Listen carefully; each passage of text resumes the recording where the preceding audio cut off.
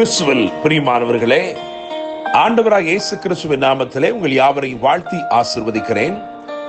இந்த நாளுக்கென்று தேவன் நமக்கு அருளி இருக்கும் ஜீவ வார்த்தை யாக்கோபு எழுதின நிருபம் 5ஆம் அதிகாரம் 18வது வசனத்தில் இருக்கிறது. மறுபடியும் ஜெபம் பண்ணினான், அப்பொழுது வானம் மழையை பொழிந்தது, பூமி தன் பலனை தந்தது.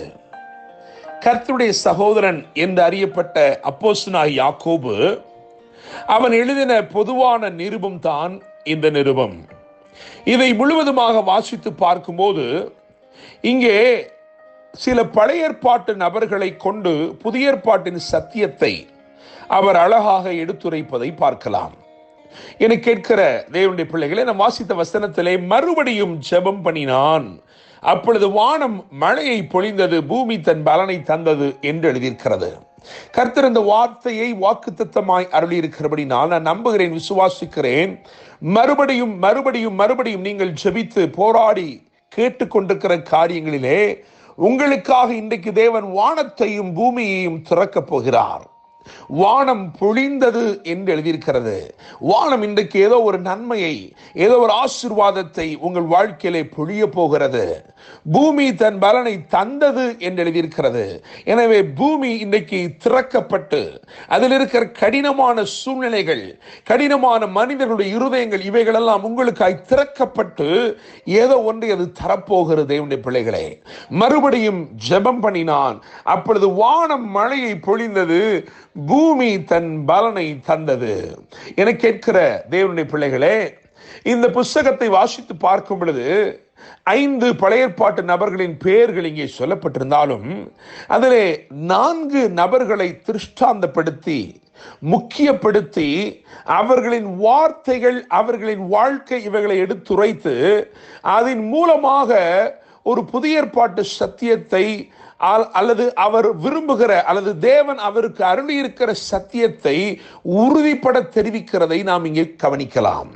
எனவே நான் அந்த 4 நபர்களையும் குறித்து ஒரு சில காரியங்களை சொல்லி இந்த நாளிலே நான் முடிக்க விரும்புகிறேன். முதலாவதாக, விசுவாசத்தினாலே சிநேகிதன் என்று அறியப்பட்ட ஆபிரகாம்.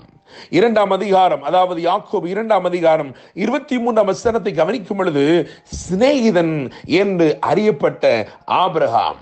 இந்த நாளிலே தேவன் உங்களை பார்த்து சொல்லுகிறார், இன்று தேவன் உங்களோடு கூட உறவாட விரும்புகிற ஒரு நாளாய் இந்த நாள் இருக்கிறது. ஆபிரகாம் சிநேகிதன் என்று அறியப்பட்டான். அவன் தேவனை நேசித்தான், தேவன் அவனை நேசித்தார். இந்த நாள் தேவன் உங்களுடைய உறவாட விரும்புகிற நாளாய் இருக்கிறது. இரண்டாவதாக, 2ஆம் அதிகாரம் 25ஆம் வசனத்தை பார்க்கும் பொழுது அங்கே ராகாபை குறித்து எழுதியிருக்கிறது. விசுவாசத்தினாலே சேதமடையாத ராகாப். எபிரேயர் 11:31 வாசித்துக் கொள்ளுங்கள், அங்கும் இந்த காரியம் சொல்லப்பட்டிருக்கிறது.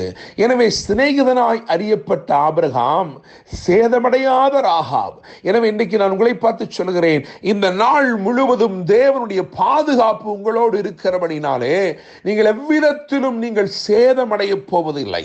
மாத்திரமல்ல, ராகாபை குறித்து தியானிக்கும் பொழுது அவள் தேவ திட்டத்தோடு இணைத்துக் கொள்ளப்பட்ட, சேர்த்துக் கொள்ளப்பட்டவளாயிருக்கிறாள். இன்றைக்கு தேவன் உங்களுக்காய் வைத்திருக்கிற பெரிய திட்டங்களோடு தேவன் உங்களை சேர்த்துக் கொள்ளுகிறவராயிருக்கிறார். அது மாத்திரமல்ல, உங்களை சேதமடையாமல் காப்பாற்றுகிறவராயிருக்கிறார். மூன்றாவதாக நாம் வரும் பொழுது 5ஆம் அதிகாரம், யாக்கோபின் புஸ்தகம் 5ஆம் அதிகாரம் 11ஆம் வசனத்திலே அங்கே யோபை குறித்து தியானிக்கிறோம்.